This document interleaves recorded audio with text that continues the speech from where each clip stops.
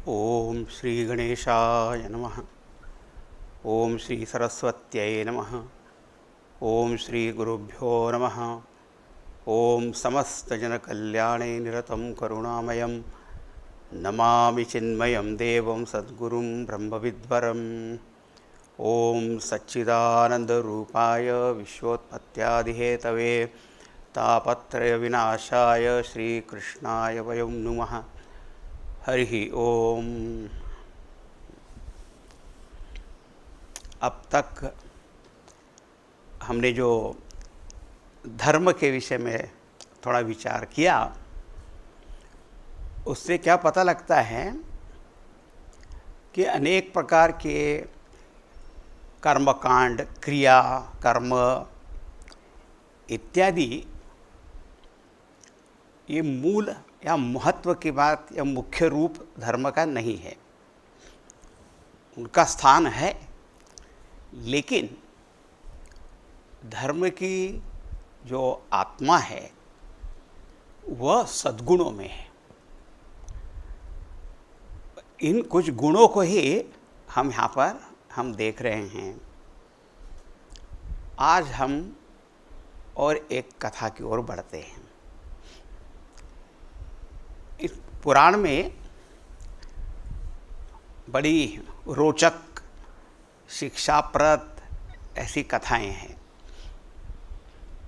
तो आज हम छठे स्कंद में,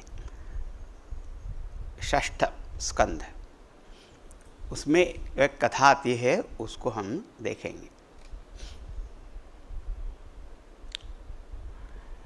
ब्रह्मा जी के मानस पुत्र हैं, एक तो देवर्षि नारद जी और दूसरे हैं दक्ष प्रजापति।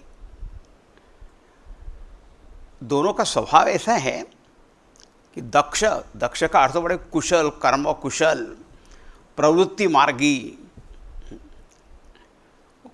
कर्म में विश्वास करने वाले, कर्म प्रधान। और नारद जी का स्वभाव निवृत्ति वाले, ज्ञान, भक्ति, संन्यास, इसकी ओर उनकी वृत्ति। देखो, ब्रह्मा जी सेम पिता है, लेकिन दोनों की वृत्ति एकदम अलग अलग। एक प्रवृत्ति, एक निवृत्ति वाले हैं। तो होता क्या है कि फिर कुछ ना कुछ द्वंद्व हो ही जाता है। अब दक्ष प्रजापति जो हैं, ऐसा कहते हैं कि उन्होंने कुछ पुत्रों को जन्म दिया और कहा कि देखो, अब आप अच्छी शिक्षा दीक्षा प्राप्त करके फिर विवाह वगैरह करके और ये प्रजा का कार्य बढ़ाने का कार्य और ये सब आप करो। लौकिक सांसारिक वही तो दृष्टि हो सकती है। देखो, आजकल के ज़माने में हम कहेंगे ना कि पहले कुछ स्कूल, कॉलेज, यूनिवर्सिटी में जाओ, शिक्षा दीक्षा करो, अपने आप को तैयार करो। उस समय क्या होता था कि अपने आप को तैयार करना में कुछ तप करना चाहिए, पेनेंस करना चाहिए, और तप के द्वारा ईश्वर आराधना करना, जिससे कि ईश्वर के प्रसाद से ये योग्यता प्राप्त हो, ऐसा उनका विचार होता था। तो ये गए तप करने के लिए। अब क्या हुआ, नारद जी के तो ये भतीजे हैं। नारद जी ने देखा ये सब लोग जा रहे हैं, और नारद जी के मन में यह आया कि ये कहाँ प्रवृत्ति में जाएंगे, ये तो मुझे लगता है ये ज्ञान के अधिकारी हैं। हाँ, इनको एक कर्म में नहीं उलझाना चाहिए। तो कहते, अरे बच्चों, तुम जा रहे हो, पर कभी तुमने कुछ विचार किया? संसार में आ तो गए, ये बड़ा भारी एक बिल के जैसा है, उसमें से निकलना कैसे वगैरह कुछ कभी सोचा? अब ऐसे ऐसे प्रश्न पूछे, उनको जल्दी समझ में नहीं आया। पर हाँ, लगता तो ये बड़े महत्व के, आप ही बताइए। तो नारद जी ने उनको ज्ञान दिया, और उसमें हुआ क्या कि ये सब के सब, वो तो सब आत्मज्ञान के मार्ग में लग गए, कोई वापस ही नहीं गए। अब वो दक्ष प्रजापति ने कहा, मेरे बेटे कहाँ चले गए? तो कुछ ज्ञात हुआ, बोले अच्छा चलो second set of children I give birth to, और बच्चे पैदा किए दूसरे। उनको कहा तुम भी जाओ। नारद ने कहा अच्छा एक बैच तो सक्सेसफुल हो गया, हाँ अब ये दूसरे आ रहे हैं। तो उनसे भी उन्हें बात करना शुरू किए, अरे अपने बड़े भाइयों का मार्ग आपको अपनाना चाहिए। वो देखो कैसे ऊंचे मार्ग पर ऊंचे फल को पाने के लिए चले गए, तुम क्या करोगे ये सब कर। अब वो भी हो गए शिष्य नारद जी के।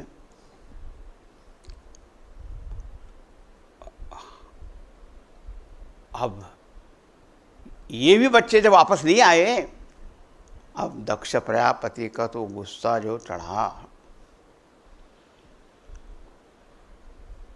ऐसे समय पता नहीं देवर्षि नारद जी वहाँ क्यों आ गए, देखना चाहते थे कि मेरे भाई साहब क्या करते हैं कहते हैं। जैसे नारद जी को उन्होंने देखा, उनकी आंखें सी लाल हो गई दक्ष प्रजापति की क्रोध से, और कहा कि तुम बिल्कुल निर्दयी हो, तुमको कोई दया माया कुछ नहीं है, तुमको हम गृहस्थों के कोई सुख दुख समझ में आते नहीं। जिसको उसको सन्यासी बनाने पे तुले हुए हो। क्या सन्यास इतना आसान काम होता है?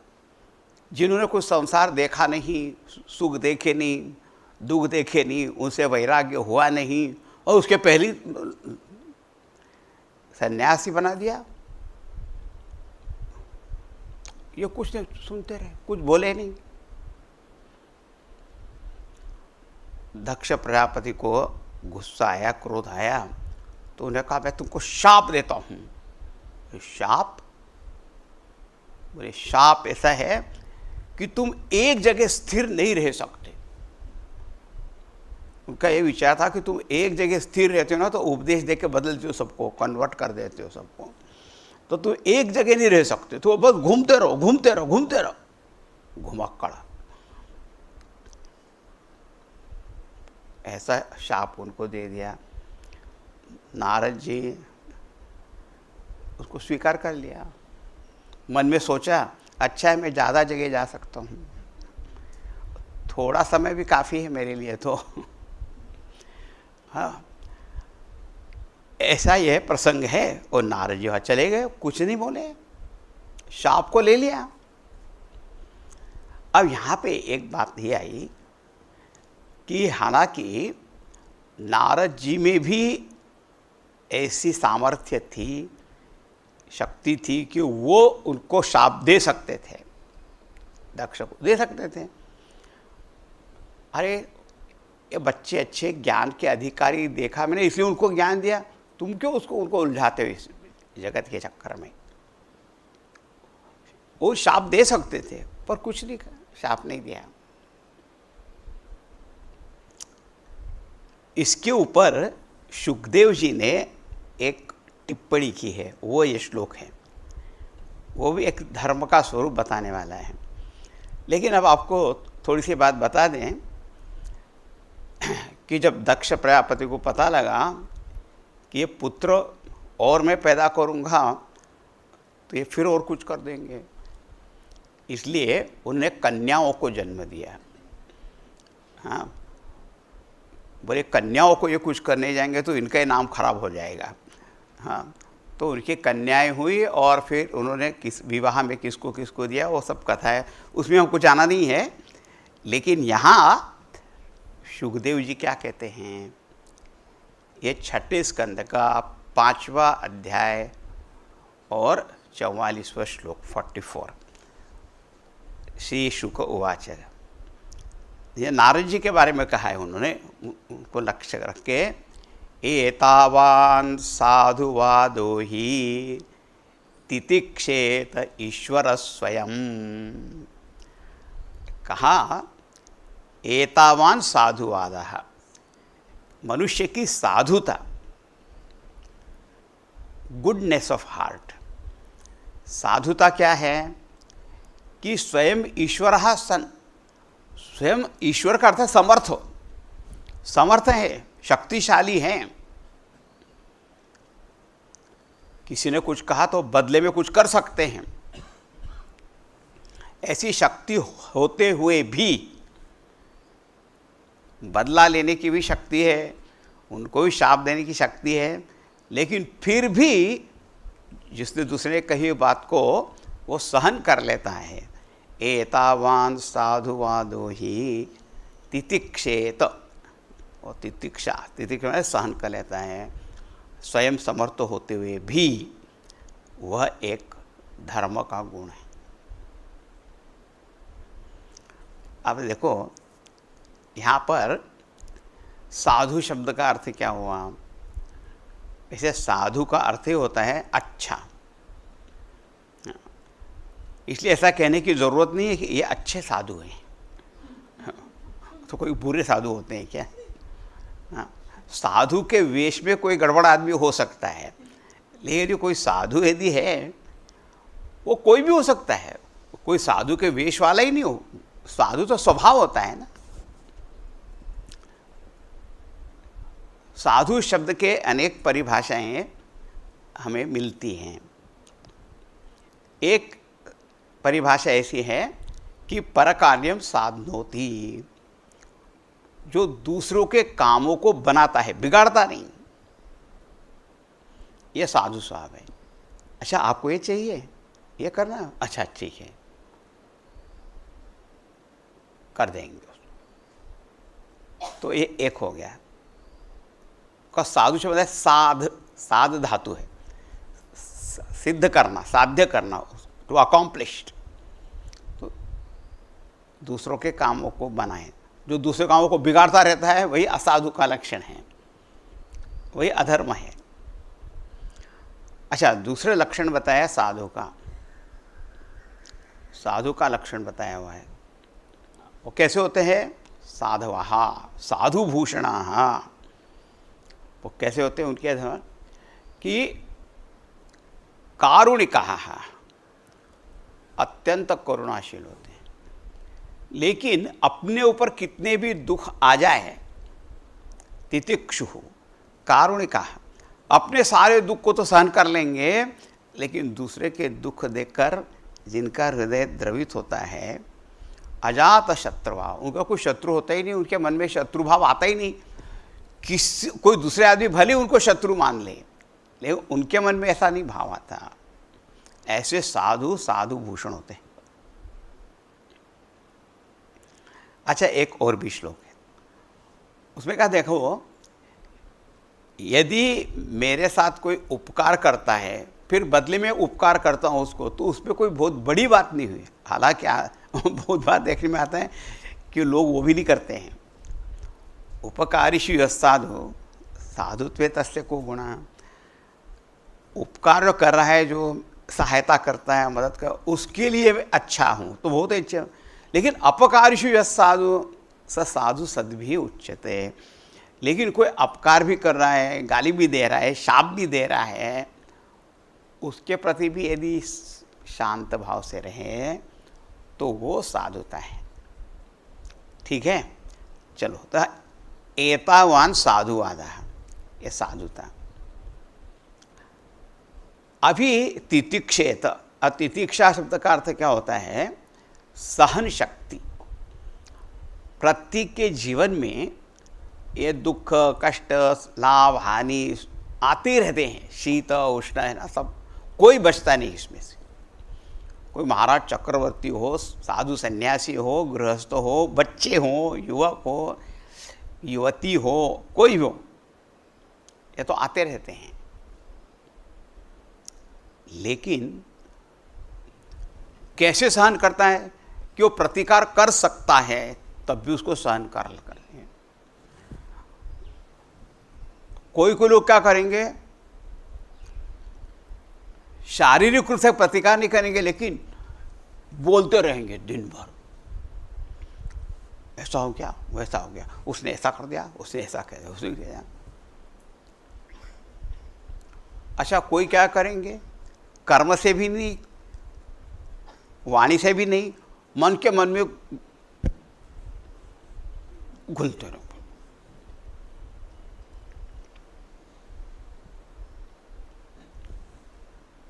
चिंता उसको कहते हैं। मन में जो करते हैं उसको चिंता, वाणी से उसको कहते हैं विलाप। चिंता, विलाप। और शारीरिक से वगैरह प्रतिकार, बदला कुछ करने का। तितिक्षा का अर्थ होता है हाँ है तो क्या हो गया। लेकिन ध्यान में रखना, ये स्वयं में सामर्थ्य होने के बाद भी जो सहन कर लेता वो तितिक्षा बड़ी होती है। तो इस तितिक्षा में एक क्षमा गुण भी आ जाता है। एक तो हमारे पास जो जो सुख दुख कष्ट आते रहते हैं उनको एक सहन करना, लेकिन कोई अपराध करता है तब भी उसको भी वहाँ पर सहन करना, क्षमा कर देना, तो वह तितिक्षा में आता है। देखो, क्षमा वीरस्य भूषणम ऐसा कहा गया। एक क्षमा गुण जो है ना, वीर पुरुष का आभूषण होता है, दुबले पतले का, कमजोर का नहीं। एक कोई पहलवान आए और मेरे को एक मारे चाटा और मेरे को अच्छा तेरे को माफ़ कर दिया, और तो दूसरा कोई ऑप्शन था क्या मेरे पास में? ऐसे क्षमा वो तो कुछ नहीं, लेकिन यदि बदला लेने की ताकत होते हुए भी और फिर जाओ है, तो फिर वो बड़ी बात होती है। तो यहाँ पे एतावान साधुवान, तो जो धर्म पालन में ये बात आ गई। और भगवत गीता में तो इतना कह दिया है कि ऐसी सहन शक्ति जिसके पास में है वही मोक्ष पाने का अधिकारी हो जाता है। सह अमृतत्वाय कल्पते। एतावान साधुवादो ही तितिक्षेत ईश्वरः स्वयं। हाँ, यहाँ पे ईश्वर से तात्पर्य समर्थ, शक्तिशाली है, बदला लेने की ताकत है। हाँ, लेकिन फिर भी उनके शाप को स्वीकार कर लिया, ठीक है। हाँ, ये एक प्रसंग हो गया। अब हम एक और कथा में आते हैं। इस सबको अच्छी तरह समझ लेना, इन सारे गुणों को। प्रारंभ में मैंने धर्म के विषय में जो श्लोक लिया था, भगवान श्री कृष्ण जी का कहा हुआ कि प्राणैर अर्थैहि धिया वाचा, है ना, अपने प्राण, अर्थ, वाचा, वाणी, इन सबसे ही किसी के श्रेय करना धर्म है। और यहाँ पर एक उदाहरण आता है प्राण देकर भी करने के। वो है अत्यंत प्रसिद्ध प्रसंग दधीची ऋषि का। दधीची ऋषि ये भी छठे स्कंद में ही है, 10वां अध्याय और 9वां श्लोक है ये। उनकी थोड़ी सी बात बता देते हैं। ये दधीची ऋषि अथर्ववेदीय ऐसे बड़े ऋषि थे, बहुत तपस्वी थे, बहुत बड़े तपस्वी, बहुत बड़े ब्रह्मज्ञानी, बिल्कुल देह भाव से उठे हुए ऐसे ऋषि थे वो, दधीची ऋषि। अब एक बार क्या हुआ कि ये जो देवता होते हैं और असुर पक्ष के, हम यदि पुराणों को पढ़ेंगे ना तो हमेशा आता है कि ये सुर और असुरों के बीच में लड़ाई झगड़ा होता था राज्य पाने को, संपत्ति के लिए। लेकिन ध्यान में रखना, हर मनवंतर में और अलग अलग समय अलग अलग असुर थे और अलग अलग देवता थे, सेम नहीं थे। उनका तो एक एक काल टर्न हो गया, चले गए। और ये दुनिया में क्या हम हमेशा झगड़ा देख नहीं रहे हैं?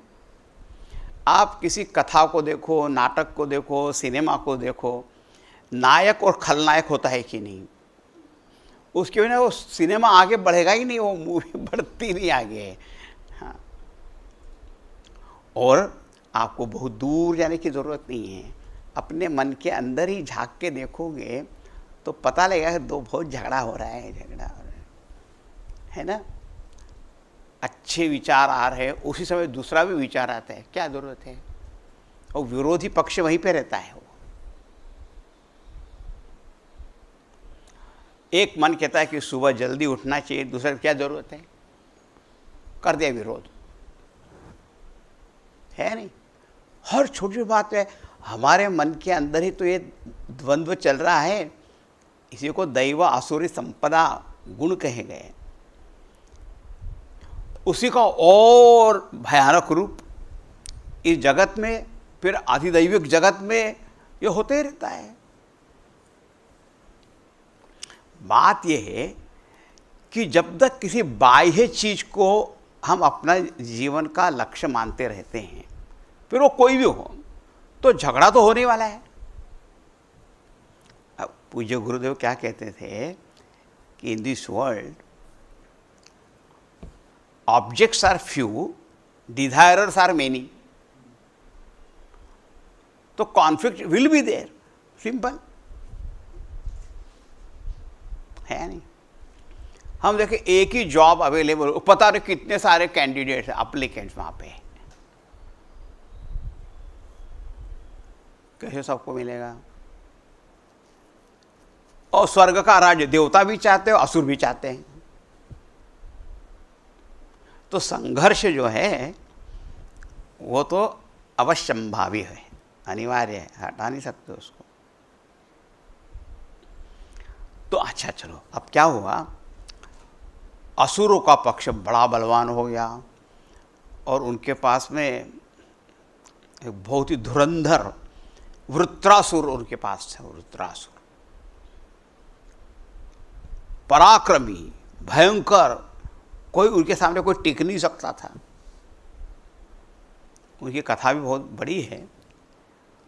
अब ये इंद्र भगवान वो सभी देवता घबरा गए, बोले आप हम क्या कर सकते हैं, वृत्र को तो कोई मारने की हमारे पास शक्ति नहीं है। तो क्या करेंगे, फिर वो जाएंगे, नारायण नारायण जय जय गोविंद हरे, नारायण नारायण जय जय गोपाल हरे। गए हरिशरणम, भगवान के बने, भगवान त्राहिनः पाहिनः, बचाओ हमको। हाँ, भगवान ने कहा इस बार क्या ट्रबल है वृत्रासुर है। अच्छा, वृत्रासुर है।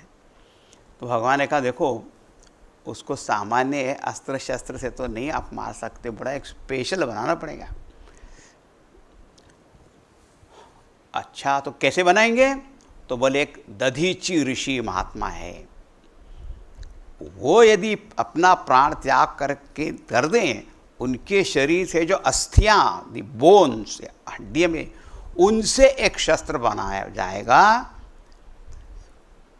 उसको लेके फिर मेरी भी शक्ति उनमें रहेगी, एक तो उनकी शक्ति, फिर भगवत तो शक्ति है, उसको हाथ में लेना। उसको कहते हैं वज्र, वज्र हस्त पुरंदरा, वो लेके जाओगे तो फिर हो सकता है काम। सारे देवता गए दधीची ऋषि के पास, उन्हें कहा बोलिए आपके आगमन का प्रयोजन क्या है?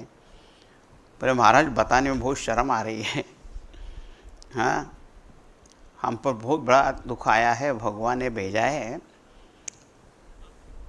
किसी से ये निवेदन करना कि आपके शरीर की अस्थियां हमको चाहिए, माने आपको तो अपना प्राण त्याग करना पड़ेगा, शरीर त्याग करना पड़ेगा। तो महाराज वो आप कृपा कर दीजिए। दधीची ऋषि तो मुस्कुराए और कहा अरे देखो, सब लोगों को अपना देह प्राण अतिशय प्रिय होता है, वो छोड़ने को कोई तैयार होता है क्या? ये भी कोई मांगना हुआ? किसी के पास जाए और कहेंगे तुम मर जाओ, फिर आपसे हमको ये चीज़ चाहिए? देवताओं ने कहा, महाराज आपकी बात तो सही है, लेकिन एक बात है, सुन लीजिए, कि जो आदमी दुख कष्ट पीड़ा में होता है ना, उसको कोई विवेक होता नहीं है। हाँ, रामायण में ऐसा है, तुलसीदास के आर्त पुरुष को कोई विचार विवेक नहीं, उसको तो अपना ही दुख दिखाई देता है, तो उसको तो कोई सोच समझ नहीं होती है, तो वो चला जाता है, हम तो ऐसे हैं। तो उसको ये नहीं समझ में आता कि जिसके पास हम मांगने जा रहे हैं उसकी क्या स्थिति होगी, वह मांगने वाले की बात। अच्छा, देने वाला जो है वो यदि समर्थ है, कभी कभी उसको भी ये मांगने वाले का दुख समझ में नहीं आता, मांगने वाले को देने वाले का दुख समझ में नहीं आता, देने वाले को ये मांगने वाले का दुख नहीं समझ आता है, बेचारा कितने दुख में है। इसलिए कोई दुख निवारण तो करना है, बाकी सबके कल्याण के लिए। तो ये वृत्रासुर ये सब भयंकर हो जाएंगे तो कोई धर्म भी नहीं बाकी बचेगा, कोई लोक बाकी नहीं बचेंगे। तो सबके कल्याण के लिए आपको त्याग करना पड़ेगा। दधीचि ऋषि हंसे, बोले मैं जानता हूँ, सिर्फ मैं आपके मुंह से सुनना चाहता था धर्म के बारे में। देखो, मांगने वाला देने वाला। बोले ठीक है, बात यह है कि ये तो ब्रह्मज्ञानी है, देह भाव से ऊंचे उठ गए हैं, तो देह लेने का जो प्रयोजन होता है वो ब्रह्मानुभूति है, वो हो गया तो अब देह को छोड़ भी दिया तो क्या फर्क पड़ता है, सबके कल्याण के लिए। अब इस देह का प्रयोजन हो गया तो बोले अच्छा, फिर अभी मैं ध्यान लगा के अब देह को छोड़ देता हूँ, आप उसके बाद में ले लेना। उस समय उन्होंने धर्म की परिभाषा बताई। दधीचि ऋषि का ये वचन है, एतावान अव्ययो धर्मः पुण्यश्लोकैरुपासितः यो भूतशोकहर्षाभ्याम आत्मा शोचति हृष्यति। बोले एतावान अव्ययो धर्म, यही अविनाशी धर्म है। पुण्य श्लोक ही उपासिता, जो पुण्यात्मा लोग हैं, श्रेष्ठ पुरुष लोग हैं, उच्च संस्कार के, वे इस धर्म का पालन करते हैं। बोले क्या धर्म है? बोले यहाँ भूत शोक हर्षाभ्याम आत्मा शोचति हर्षति, कि जिनकी आत्मा प्राणी मात्र का शोक देखकर दुखी हो जाती है और उनका आनंद देख के खुश हो जाती है। माने दूसरे के सुख में जिनका सुख है, दूसरे के दुख में ही जिनको दुख का अनुभव होता है, यह अव्यय धर्म है। बोले अब आपका दुख है तो क्या मैं सुखी रह जाऊं इस शरीर को धारण करके? बोले नहीं, ये धर्म का लक्षण बता दिया। देखो, तो सबके कल्याण के लिए अपना त्याग भी, प्राण का भी त्याग करना पड़ रहा है, तो भी वो करने को तैयार हैं। मेरे देह की अस्थि से यदि ऐसा कोई वज्र बन सकता है तो ले लो।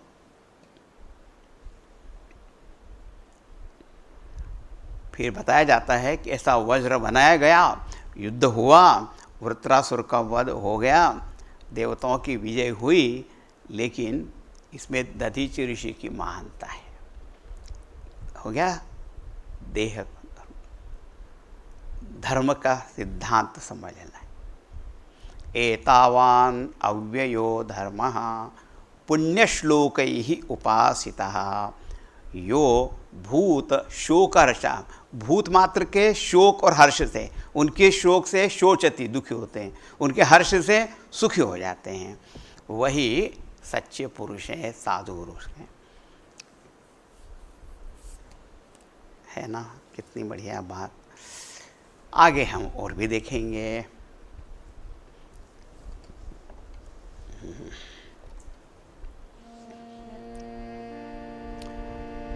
राम कृष्ण हरि जय जय, राम कृष्ण हरि राम कृष्ण हरि जय जय राम कृष्ण हरि, राम कृष्ण हरि जय जय राम कृष्ण हरि, राम कृष्ण हरि जय जय राम कृष्ण हरि, राम कृष्ण हरि, राम कृष्ण हरि। सियावर रामचंद्र की जय, राधावर कृष्णचंद्र की जय, सद्गुरुनाथ महाराज की जय।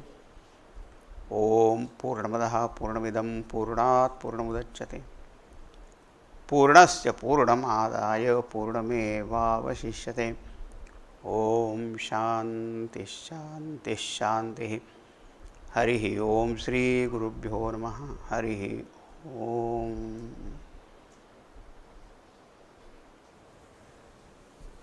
The journey to happiness begins with the realization of our true nature. Embark upon this exploration with Pujya Swami Swarupananda, who, through the timeless knowledge of the Bhagavad Gita, guides us to know our true self and enables us to convert our potential to performance, performance to perfection, and beyond. Chinmaya Mission UK presents 5 evening talks on exceeding excellence with global head Pujya Swami Swarupananda from Friday 18th September to Tuesday 22nd September, 7 p.m. to 7:30 p.m. BST, followed by Aarti daily. Watch live on YouTube via Chinmaya channel and Chinmaya Mission UK. Tune in early for bhajans by Chinmaya Swaranjali.